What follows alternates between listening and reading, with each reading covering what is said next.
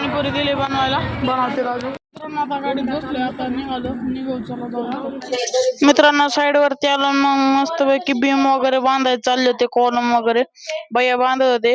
Video आवडला असेल तर लाईक करा, शेअर करा, सबस्क्राईब करा. धन्यवाद पब्लिक. फॉलो करा व्हिडिओ चॅनल.